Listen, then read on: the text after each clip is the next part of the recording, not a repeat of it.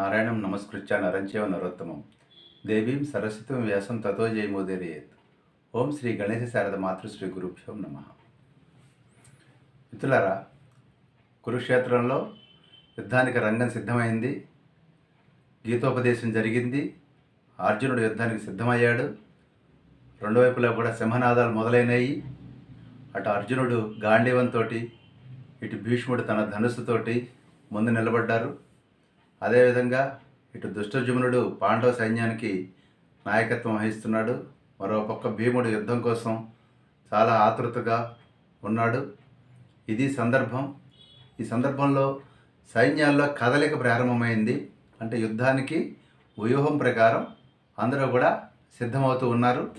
ఆ సిద్ధమవుతున్న సందర్భంలో ఉన్నట్టుండి ధర్మరాజు తన కవచాన్ని తీసేసి ఆయుధాలు పక్కన పెట్టేసేసి రథం దిగి పాదచారి అంటే కాలినడకన రెండు చేతులతోటి అంజలి ఘటించి తూర్పు ముఖంగా భీష్ముడు అన్న వైపు వెళ్తూ ఉన్నాడు, ఏం మాట్లాడకుండా.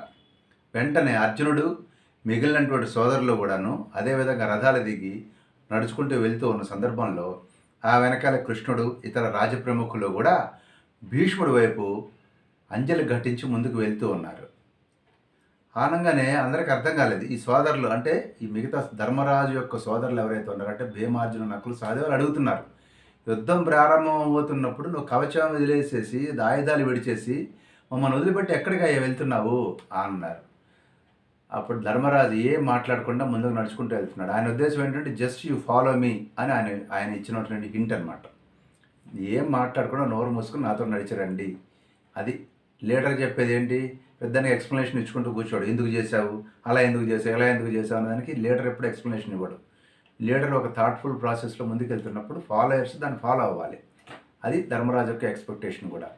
దాంతో అందరూ అర్థం కాకుండా ఏంటి ఎందుకు ఇలా చేస్తున్నాడు అన్నట్టుగా చూస్తూ ఆయన ఫాలో అవుతూ వెళ్తూ ఉన్నప్పుడు కృష్ణుడు అన్నాడు అనమాట, ఏమి లేదయా, ఈ యొక్క కౌరవ ప్రముఖులు, కౌరవ వృద్ధులు, కురు వృద్ధుల దగ్గరికి ఆశీర్వాదం కోసం వెళ్తున్నాడు. భీమ, ద్రోణ, కృప, శల్యాదులకు, ఇతర పూజ్యులకు అభివాదం చేసి వారి అనుమతితో యుద్ధం చేయడం అనేది ధర్మము. ఆ ధర్మం ప్రకారం ఇతను వెళ్తున్నాడు. అలా పెద్దల ఆశీర్వాదం తీసుకున్నట్లయితే వాళ్ళ యొక్క శాపం ఇతను తగిలేటువంటి అవకాశం ఉంది. అదేవిధంగా వాళ్ళ ఆశీర్వాదం కనుక తీసుకున్నట్లయితే ఇతనికి జయం కలుగుతుందని కూడా శాస్త్రం చెప్తోంది ప్రాచీన కాలం నుంచి. ఆ ప్రకారమే ఇతను చేస్తున్నాడు అని కృష్ణుడు సోదరులందరికీ కూడా ఎక్స్ప్లెయిన్ చేశాడు. చేసినప్పుడు అటుపక్క కౌరవ సైన్యంలో వాళ్ళందరూ ఏమనుకుంటున్నారు, ఓహో మొత్తానికి ధర్మరాజు భయపడ్డాడాయా, భీష్ముడి శరణు వాడటం కోసం వస్తున్నాడు. అయితే పాండవుల్లో మహావీరులు ఉన్నారు కదా, భీమాదులు, భీముడు, అర్జునుడు లాంటి మహావీరులు ఉన్నప్పుడు ఇతడు ఇలా పిరికి పందలాగా భీష్ముడి దగ్గరికి శరణాగతి కోసం రావటం ఏమి బాగాలేదు, చూడటానికి చాలా సిగ్గుచేటు, ఇది ఇతరు క్షత్రియుడేనా అని అనుకుంటూ మాట్లాడుకుంటూ ఉన్నారు. అందరూ పిన్ డ్రాప్ సైలెన్స్ తోటి ఆయన భీష్ముడి దగ్గరికి వెళ్ళి ఏం మాట్లాడతాడో, ఏం చేస్తాడో, ఏం చేయబోతున్నాడో అని ఊపిరి బిగబట్టుకొని అందరూ కూడా చూస్తూ ఉన్నారు.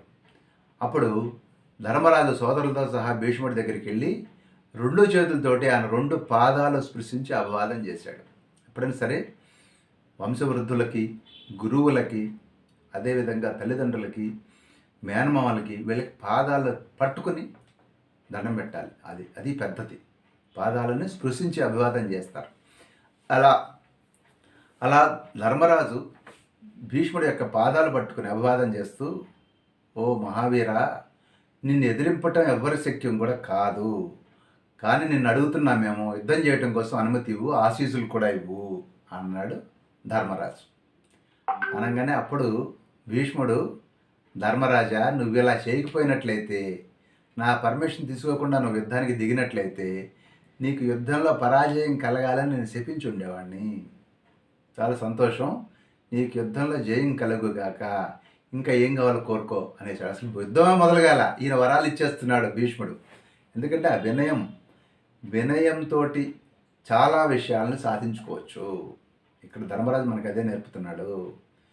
ఒక వినయంతో, పెద్దల పట్ల వినయంతో అనేక రకాలైనటువంటి శ్రేయస్సులు మనం పొందగలుగుతాము. ఇక్కడ అదే జరిగింది. అప్పుడు మన భీష్ముడు అన్నాడు, నీకు నేను ఇక్కడ కట్టుబడి ఉన్నానయ్యా, వీళ్ళ వైపు ఉన్నాను నేను, వాళ్ళకి దాసుడిని అనే మాట సత్యము. ఓకే, వాళ్ళ యొక్క అంటే డబ్బు కారణంగా, అంటే ఇక్కడ నేను తిండి తింటున్నాను కాబట్టి నేను కట్టుబడి కౌరవులకి యుద్ధం చేయాల్సి వస్తుంది. సో యుద్ధం గురించి తప్ప ఇంకేం వరం కావాలో కోరుకో అన్నాడు భీష్ముడు. అప్పుడు ధర్మరాజు అన్నాడు, ఏమీ లేదు మహావీర, నువ్వు అక్కడే యుద్ధం చేసుకో, నాకేం ప్రాబ్లం లేదు, కాదు ఎప్పుడు నా క్షేమం కోరుతూ ఉండు, నువ్వు కౌరవుల పక్షంలోనే యుద్ధం చెయ్యి, నాకేం అభ్యంతరం లేదు అన్నాడు ధర్మరాజు. అనగానే కాదు కాదు అలాగే లేవయ్యా, భీష్ముడికి ధర్మరాజు మనసులో ఏముందో అంటే ఫేస్ రీడింగ్ తెలుసు భీష్ముడికి. అలాగే లే, వాళ్ళ పక్షంలో యుద్ధం చేశాను, కానీ నువ్వు ఇంకా ఏదో అడగాలని అనుకుంటున్నావని నాకు అర్థమవుతోంది, చెప్పు ఏం కావాలి అన్నాడు భీష్ముడు. అంటే ఒక విధంగా తనే లీడ్ ఇస్తున్నాడు భీష్ముడు. ధర్మరాజు మొహమాట పడుతున్నప్పటికీ భీష్ముడు ధర్మరాజుకి లీడ్ ఇచ్చి ఎంకరేజ్ చేస్తూ ఉన్నాడు. చెప్పు ఏం కావాలి, చెప్పు చెప్పు పర్లేదు చెప్పు అంటున్నాడు. అంటే ఏమి లేదు, నిన్ను జయింప శక్యం ఎవరి వల్ల కాదు, అయినా కానీ నేను ఎలా వధించాలో చెప్పు అన్నాడు. వెరీ ఫస్ట్ ఇన్స్టెన్స్, అసలు మొదటి బ్యాటింగ్ స్టార్ట్ కాలేదు, మ్యాచ్ బిగిన్ కాలేదు, కానీ మ్యాచ్ ఫిక్సింగ్కి ధర్మరాజు అడుగుతున్నాడు ఎలా నేను వధించాలి అన్నాడు. అనగానే భీష్ముడు అన్నాడు, నేను యుద్ధం చేస్తున్నాగా నన్ను ఎవరు చంపలేరయ్యా, అయినా నాకు మరణ సమయం ఇంకా రాలేదు, మళ్ళీ రా, ఇప్పుడు కాదులే మళ్ళీ రా అన్నాడు భీష్ముడు. ఆ తర్వాత ధర్మరాజు ఇదే విధంగా ద్రోణుడి దగ్గరికి, కృపుడి దగ్గరికి, శల్యుడి దగ్గరికి కూడా వెళ్ళి అభివాదం చేసి ఆశీర్వాదం తీసుకున్నాడు. అప్పుడు వాళ్ళు కూడా భీష్ముడు అన్నట్లే, మేము కౌరవుల కొలువులో పనిచేస్తున్నాం కాబట్టి కౌరవులకు కట్టుబడి ఉన్నాము, అయినా కానీ నీకే జయం లభిస్తుంది అని మళ్ళీ ఆశీర్వదించారు అందరూ. అప్పుడు ద్రోణాచార్యుడిని కూడా భీష్ముడిని అడిగినట్లే ధర్మరాజు అడిగాడు, నిన్ను ఎలా వధించాలి చెప్పు అని అడిగాడు. అంటే అప్పుడు ద్రోణాచార్యుడు నవ్వి, నా చేతిలో ఆయుధం ఉన్నంతసేపు నన్ను ఎవ్వరూ ఏమీ చేయలేరు, అప్రియమైనటువంటి సత్యవాక్కు ఎవరన్నా నా కనుక చెప్పినట్లయితే అప్పుడు నేను పడిపోతే అప్పుడు మాత్రమే నన్ను ఎవరన్నా చంపగలరు. అంటే నాకు అప్రియమైనటువంటి వాక్కు కావాలి, అది సత్యవాక్కు కావాలి, నేను నమ్మాలి దాన్ని, అది నమ్మినట్లయితే నేను అప్పుడు ఆయుధాన్ని ప్రత్యజిస్తాను, అప్పుడు నన్ను ఎవరైనా చంపగలుగుతారు అన్నాడు. ఈ కృపాచార్యుడు చిరంజీవుల్లో ఒకడు, సప్త చిరంజీవుల్లో కృపాచార్యుడు ఒకడు. ఆయనకి చిరంజీవిత్వం ఉంది, మరణం లేదు. అందువలన ఆయన ఏమన్నాడంటే, నువ్వు యుద్ధం చేయవయ్యా, జయం నీకే లభిస్తుంది అని ధర్మరాజును ఆశీర్వదించాడు.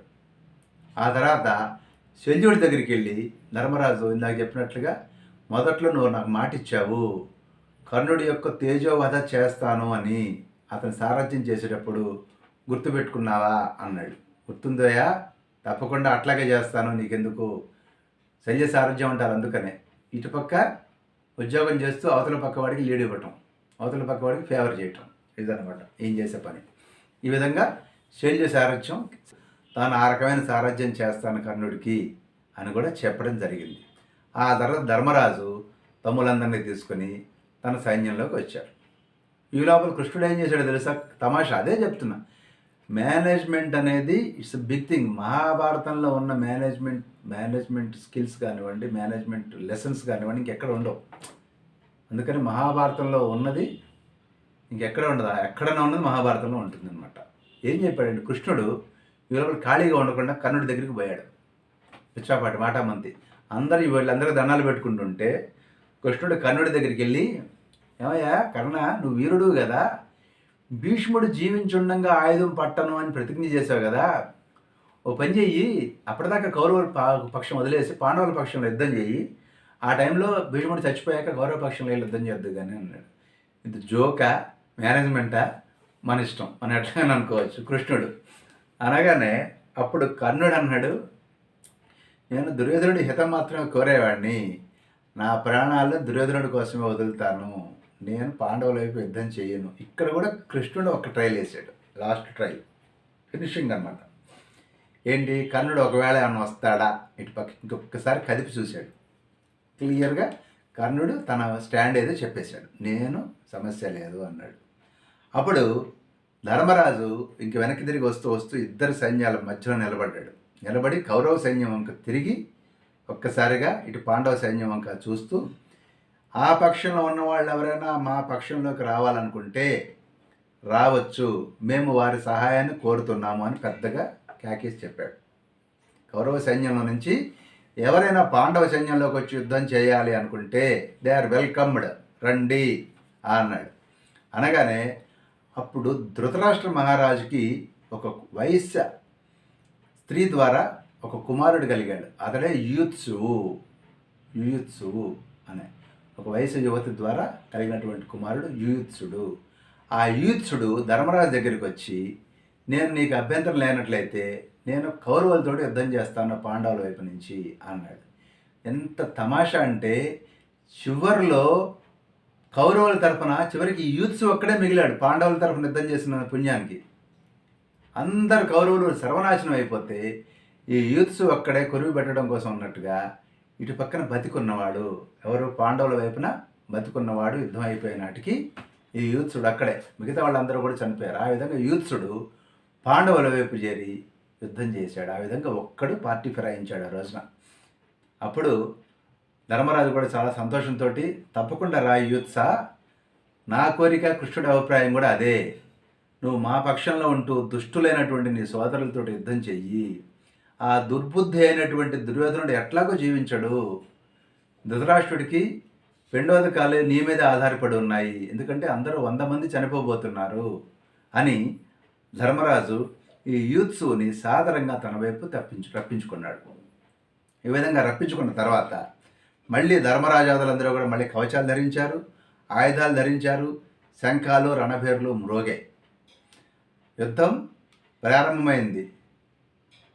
యుద్ధ ప్రారంభంలో భీమసేనుడు చాలా బిగ్గరగా గర్జించాడు. అతని గర్జన ఎంత గొప్పగా ఉందంటే శంఖధ్వానాలు బేరీధ్వానాలను కూడా మించిపోయింది అతని గర్జన. అప్పుడు కౌరవుల యొక్క అందరూ కూడా 100 మంది కలిసి అతని చుట్టుముట్టి అతని మీద శరవర్షం పరంపరగా కురిపించారు. ఆ విధంగా యుద్ధం ప్రారంభమైంది. యుద్ధం ప్రారంభమైన తర్వాత ఏ విధంగా జరిగిందో ఈ యొక్క సంజయుడు ధృతరాష్ట్రుడికి వివరంగా చెప్తున్నాడు.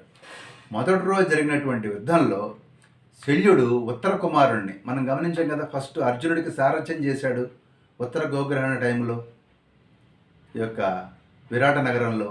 ఆ ఉత్తర కుమారుడు మొదటి రోజు సంగ్రామంలోనే శల్యుడి చేతిలో మరణించాడు. చాలా బాధాకరమైనటువంటి విషయం. వెరీ బిగినింగ్లోనే ఉత్తర కుమారుడు శల్యుడి చేతిలో మరణించాడు. భీష్ముడు శ్వేతువు అనేటువంటి రాజుని కూడా మరణించాడు. ఎంతోమంది సైన్యము గజాలు కూడా మరణించినాయి. మొదటి రోజున భీష్ముడి యొక్క ప్రతాపాన్ని ఎవరూ సహించలేకపోయారు. అందరూ కూడా తోక ముడిచేశారు పాండవ సైన్యంలో. వేల మంది సైన్యం అగ్నిలో పడ్డటువంటి మిడతల్లాగా నశించడం చూసేసరికి ధర్మరాజుకు విపరీతమైనటువంటి దిగులు పుట్టింది. అప్పుడు తన సోదరులని, మిగతా నలుగురిని, కృష్ణ పరమాత్మని, ఇతర ప్రముఖులని వీళ్ళందరినీ కూడా పిలిచి కృష్ణుడితోటి అన్నాడనమాట, కృష్ణ, ఇంతమంది రాజులను మృత్యుముఖానికి అప్పగించినట్లుగా భీష్ముడి ముందు పెడుతున్నాను, దానికంటే నేను అడవికి వెళ్ళిపోయి ప్రశాంతంగా జీవించడం మంచిదని తోస్తోంది. ఇంతమంది ఇలా నశిస్తూ ఉంటే ఏం చేయాలో నాకేం తెలియట్లేదు కృష్ణ అని బాధపడ్డాడు ధర్మరాజు. అప్పుడు కృష్ణుడు, ఇప్పుడే కదా వారు బిగినైంది, సెటిల్ కావాలి కదా మనుషులు, ఇంకా ఫీల్డ్కి అలవాటు పడాలి, అంత బాగానే ఉంటుందిలే, కంగారు పడకు అని శ్రీకృష్ణ పరమాత్మ ధర్మరాజుకు ధైర్యం చెప్పాడు. ఆ విధంగా భీష్మ పర్వంలో మొదటి రోజు యుద్ధం అయిపోయింది. రెండో రోజు యుద్ధం ప్రారంభం కాబోతోంది. ఆ రోజున అర్జునుడు ఎలా విజృంభించబోతున్నాడో వివరాలన్నీ కూడా నెక్స్ట్ ఎపిసోడ్లో తెలుసుకుందాం. స్వస్తి.